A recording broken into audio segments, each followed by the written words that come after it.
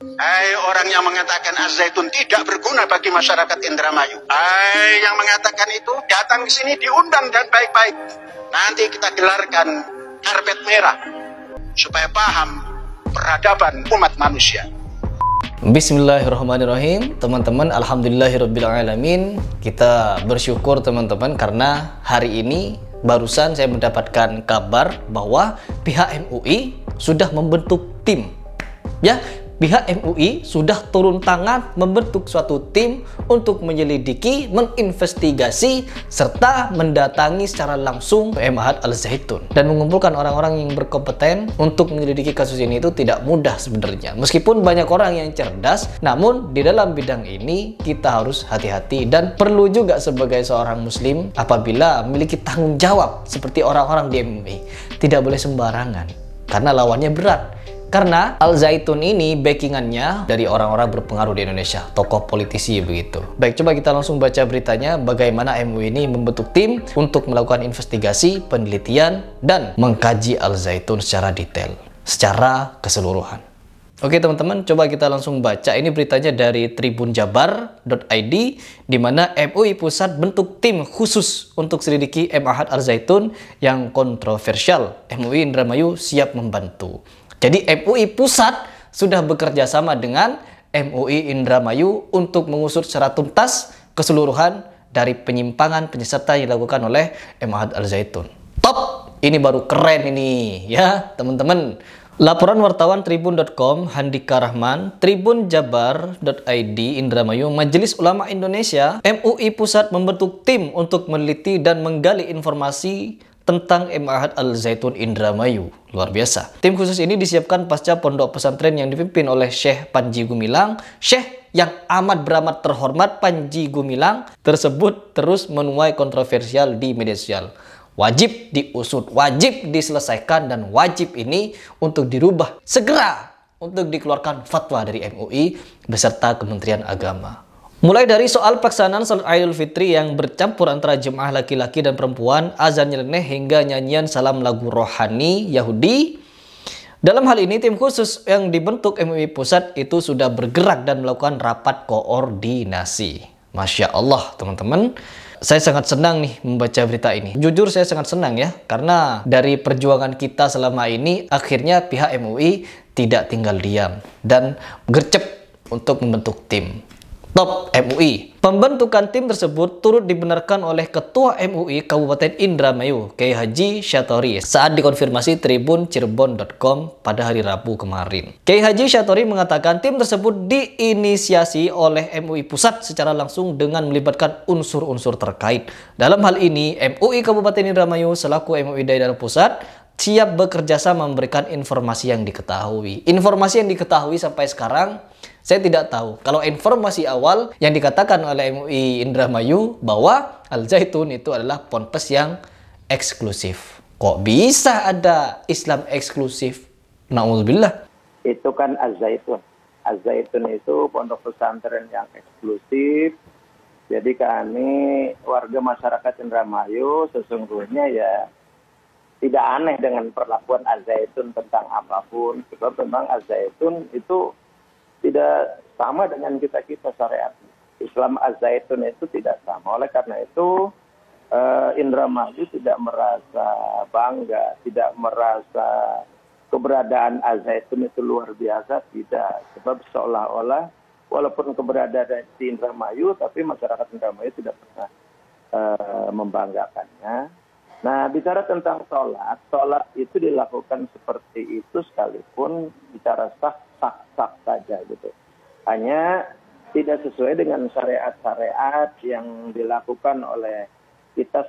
Kebenaran agama dan orisinalitas yang terjaga, itu yang didapatkan dalam Islam. Agama ini terjaga, ya, agamanya terjaga, muslimnya yang harus kita lihat. Jadi ada Islam, ada muslimnya. Ya, seringkali beberapa di luar menyoal, memunculkan makna Islamnya. Islam liberal, Islam eksklusif, Islam inklusif, kan? Itu kan kata yang salah sebetulnya. Ingin menunjukkan ada masalah dalam Islamnya, gitu kan? Nah, seakan-akan memberikan kesan bahwa di dalamnya bermasalah. Tidak. Kalau Anda yang bermasalah, jangan bawa Islamnya. Ya, mungkin muslimnya punya persoalan, Islamnya tidak terjaga dengan sempurna. Jelas ya? Karena itu teman-teman, itulah manhaj. Jadi Jadi kita punya kurikulum, punya pedoman yang terukur, sempurna, lengkap sekali. Dan nggak ada celah di situ bagi kita untuk bisa menyalahi pada hal-hal yang pokok. Bukan pada hal-hal konteks bermuamalah yang berkemajuan, yang setiap masa itu punya penemuan-penemuan yang tentunya akan menyelaraskan di balik itu. Dulu tidak ada bayi tabung, sekarang ada bayi tabung. Bagaimana ijtihad fikih di situ? Ya, dulu misalnya tidak ada kondisi seperti sekarang, pesawat dan sebagainya. Sekarang kita temukan bagaimana hukumnya sholat misalnya dalam ketinggian di atas pesawat. Itu hal-hal yang berkembang secara fikih. Padahal hal yang pokok itu terjaga secara sempurna. Dalam manhaj ini, begitu bijaknya Allah. Karena memang tahu semua keadaan hambanya. Karena Allah pencipta kita. Dan diperintahkan kepada Rasulullah SAW untuk bisa menjelaskan dengan sempurna. Memberikan arahan untuk menyebarkan semua penjelasan itu. Sehingga semua kebijaksanaan Allah dari rahmatnya, kasih sayangnya menyebar dan dirasakan oleh semua hambanya di setiap tempat, setiap waktu, setiap keadaan. Lintas generasi sampai kehidupan ini berakhir. Di antara sifat bijak itu, Allah Subhanahu wa Ta'ala memberikan arahan dalam konteks beribadah misalnya sesuai dengan kemampuan hambanya. Jadi dalam manhaj itu nanti kita akan temukan cara-cara yang Allah berikan ke lapangan sesuai dengan kemampuan hambanya. Yang terkumpul pada satu keadaan yang sama. Contoh, misal dalam konteks menunaikan ibadah sholat. Ada seseorang yang dari i'tidal itu akan turun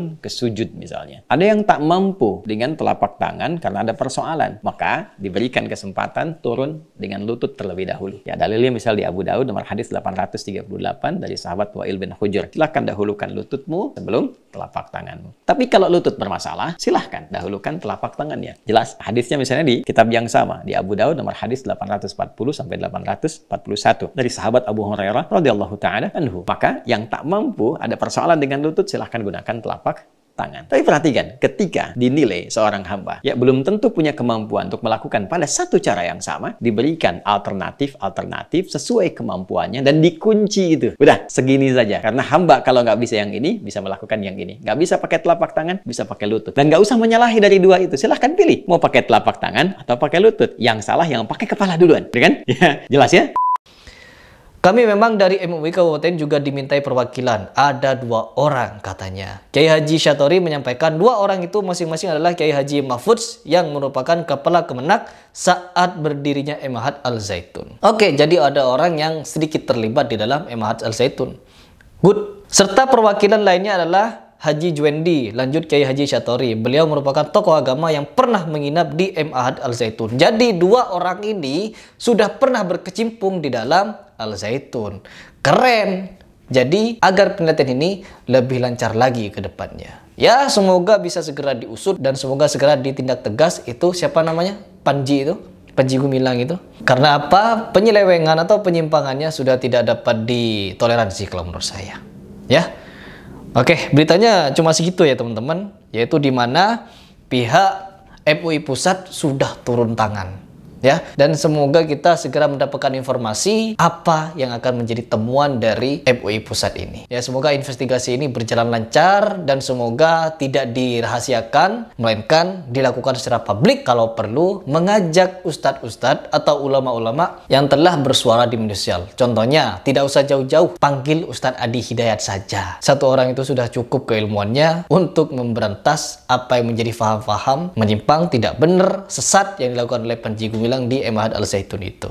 Oke teman-teman, saya jadi tidak sabar ya menunggu hasil investigasi dari pihak MUI Pusat ini. Karena apa? Ini memang menjawab dari desakan wakil presiden kita, yaitu Kiai Haji Ma'ruf Amin, di mana beberapa hari yang lalu beliau sudah memberikan statement secara tegas bahwa Kementerian Agama dan MUI Pusat harus segera turun tangan. Dan baru hari ini MUI Pusat beserta MUI Indramayu bekerja sama untuk mengusut secara detail, secara tuntas, menginvestigasi, menyelidiki apa yang ada di Al-Zaitun. Semoga dilakukan secara transparan agar kita bisa mengetahui secara bersama. Begitu. Oke teman-teman, mungkin itu saja di video ini informasi yang ingin saya sampaikan. Nanti kita tunggu seperti apa kelanjutan atau hasil dari investigasi MUI Pusat. Mungkin tidak akan berjalan dalam waktu yang cepat, namun sesegera mungkin mereka akan melakukan investigasinya. Kita doakan bersama agar semuanya berjalan dengan baik dan Panji Gumilang segera diberikan tindakan secara tegas, bukan diampuni tetapi diberikan sanksi, serta Ponpes Al-Zaitun diambil alih oleh ulama aswaja yang tentunya lurus. Saya Heri Pras, apabila di video ini ada yang salah, itu murni dari kesalahan dan kebodohan saya, tapi apabila ini benar, itu dari Allah SWT. Salam.